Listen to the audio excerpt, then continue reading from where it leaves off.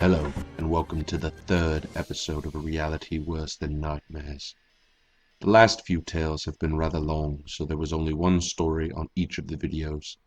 This episode will consist of 3 stories found on the subreddit Let's Not Meet. Enjoy the stories, and please like, subscribe, and share. On to the stories. Late nights. This happened a couple years ago. I've always worked the 3 to 11 shift at my job, and I would get home around midnight. We lived in a safe area where there was not much crime, just the occasional theft like a bike stolen. My husband would usually stay up and wait for me, mostly because the neighbors a couple houses down had gotten a German Shepherd that they would leave in the front yard with a tiny fence, and my husband said the dog had charged him one day, so he was always nervous about this dog. One night I told him to go to sleep since he had to be up at 5 the next morning for a double shift, and personally I had no issue with this dog since he had gotten out before and I was able to just put a leash on him and walk him back, but it still made him worry. I pulled up a couple houses down from my house, gathered my stuff, got out of the car and started walking when I noticed that there was someone standing by the tree in the front yard that I would have to walk past. I froze, unsure what to do. And I reached into my purse to grab my phone to call my husband, and I took a couple steps back. Unfortunately, I had so much junk in my purse that I was having trouble finding it. It looked like the guy was holding something in his hand, and I couldn't really see since there were no street lights and the only source of light is on my porch. The figure started to move towards me, and I started to walk backwards towards my car, not wanting to turn my back on this person. That's when they started to run at me, and I screamed. Next thing I know, the neighbor's dog that had been outside was on the guy. At that moment, the neighbor came out and whistled for the dog, who let go, and the guy ran. I was shaking so badly, and the neighbor came up to me, and I explained what happened. His wife went and rang my doorbell to get my husband and called the police. The police came and recovered a knife the person had dropped when the dog had grabbed him. The only reason why my neighbor said he whistled was because he thought it was my husband and I outside, and wishes that he had noticed it wasn't him so his dog could have held on. The next day my husband and I went over to the neighbor's house because he had bought their dog a giant steak. He came to love that dog after, and refused to go to sleep till I was safe in the house after that. Restricted caller. 2 nights ago I was working late, around 10 p.m, when my phone received a call from a restricted phone number. I picked up and the young-sounding man on the other end asked for Lindsay. I'm not Lindsay, so I told the caller that and told them that they had the wrong number. The caller hung up without another word, which I found a little bit odd. A few moments later my phone rang again with the restricted caller title again. I picked up and the caller asked for Lindsay. I said to him, This is the same wrong number from before. Still not Lindsay. This time the caller said, "Oh," and then he hung up again. The next time he called about 5 minutes later, I picked up and said hello, and the caller burst out, "Oh my God, Lindsay, you have no idea how long I've been trying to reach you. I have something really important to talk to you about."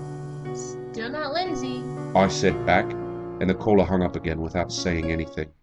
At this point, I really should have stopped answering the calls, but sheer curiosity got the better of me, and I was more amused than creeped out by the situation. The caller proceeded to call me like 3 more times, and each time I would pick up and say, This is still the same wrong number. and the caller would hang up again without saying anything. Finally, on the 7th call or so, the caller spoke again. "You're sure you're not Lindsay? I met you while you were at work earlier today, and you gave me your number, and I wanted to see if you wanted to go out with me sometime." I hadn't met anyone new at work that day, and I don't work at a job where I have the opportunity to meet new people anyways. I told him, First of all, my name is Ellie, not Lindsay. Second of all, I didn't meet anyone new at work today. I'm sorry, but you have the wrong number. The caller hung up on me again without saying anything.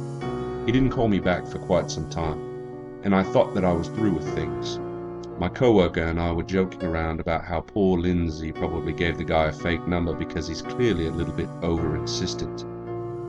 I had only just arrived back home with my boyfriend some hours later when I received another call. By this time it was past midnight, and I was a little shocked that this guy was still trying to call this girl. I answered with, This is Ellie, not Lindsay. You have a wrong number, dude. This is Lindsay, the guy said back.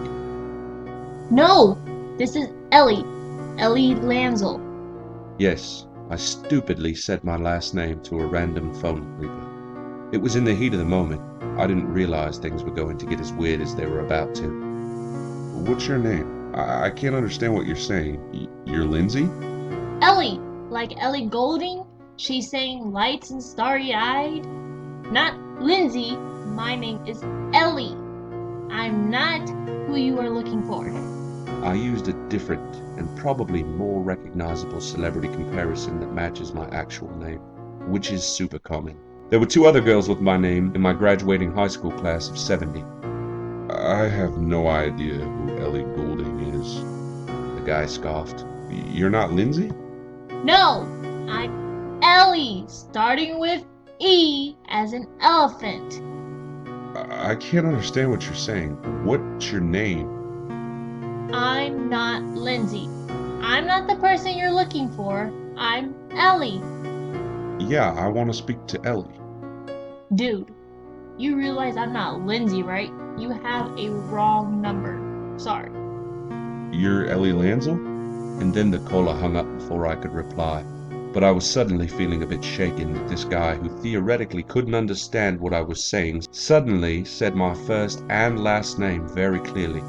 My last name is quite uncommon. I've never met anyone else with it, and it also is easily mistaken for other names. I generally just spell it out when I'm telling people what it is over the phone because nobody understands me when I just say it. And this guy, who couldn't recognize my super common first name, was able to decipher my unusual last name? Suspicious. My boyfriend asked me who I'd been talking to, and I told him about the weird guy who'd been calling for Lindsay all night. He looked concerned and told me that very strangely, he had received a similar call around the same time that I received the first one. A restricted caller, a young-sounding male, looking for a girl. My boyfriend can't remember the name that the caller was asking for since he didn't realize it would be consequential at the time. He abruptly hung up when told that he had the wrong number. We talked about it a little and decided I should just stop picking up the calls. He called once more that night around 1 a.m. What the fuck? He then called again last night around 10:30 and then again this morning about a half an hour ago and again just now as I'm typing this. My boyfriend hasn't gotten any more calls. I made my boyfriend stay on the phone with me while I walked into my apartment last night and looked in all the potential places someone could hide and have been keeping my pepper spray on hand. The whole situation has made me feel super uncomfortable. I don't have my cell phone number up on Facebook or anything. I mean, I know you can practically find out anything online with the right tools, but someone would really have to dig to find my number, I think. I've been in some pretty creepy situations before, but this sort of thing is totally new to me. This last story, although it could have turned out bad, was at the same time amusing, or at least I thought so. Who orders meat for a funeral? This is a fairly old story. Admittedly, it's not terribly creepy thanks to my dad's somewhat comedic involvement, but the general idea has given me the heebie-jeebies on occasion. I've told most of my friends and all of our family knows about it, but it wasn't until recent events that I figured I'd post it online. About 9 years ago when I was 12, my grandfather passed away.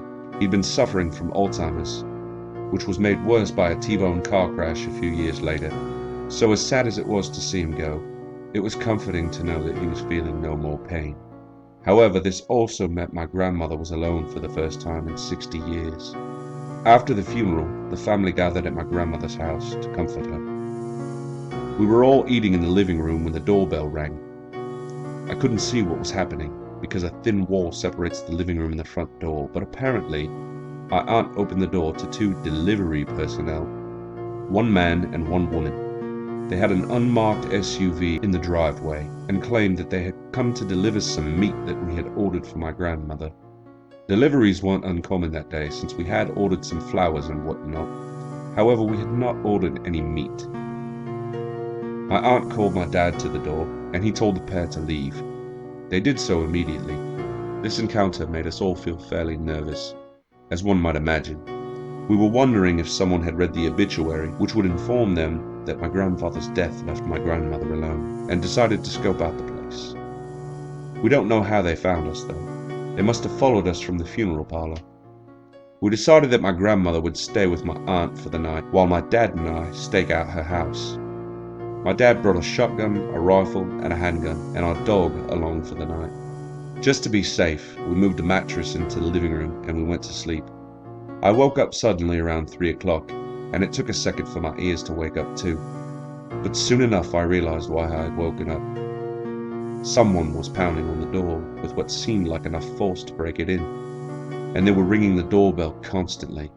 I sat on the mattress beside my dog, who was snuggled up next to me barking like crazy, and I started to look around for my dad, who was nowhere to be seen. He soon peeked around the wall that separated the living room and the front door, and he was holding the shotgun in one hand, the handgun in the other, and he had a rather excited smile on his face. "They're here," he said, still smiling, before he returned to the door and waited to see what would happen. The pounding stopped about 10 minutes later, and the floodlights started to switch on around the house. I could see several shadows walk past the porch windows, probably trying to find another point of entry. I'm not sure why they didn't just break through the sliding glass door, if they were willing to make so much noise in the first place. This went on for a few more minutes and then they were gone. A car started on the road in front of the house and drove off. We informed the police and they staked out the house for a few nights, but didn't see any suspicious persons. It's funny though, the entire time this was happening, I wasn't afraid. Maybe it was because my dad was there, realizing his lifelong dream of becoming Rambo. But overall, I was surprisingly calm. As an update, my grandmother is finally moving into an assisted living home after 9 years of living by herself. Apparently, she let someone into her house while she was alone a week ago, so they could change the security system. Of course, that very night, her actual security company informed us that they detected someone trying to enter her house. We figured it'd be easier to move us somewhere safe for good, rather than staking out the homestead again. Thanks for listening, and as I said, if you enjoy the stories, please like, subscribe, and share. And remember, it's always darker when you open your eyes.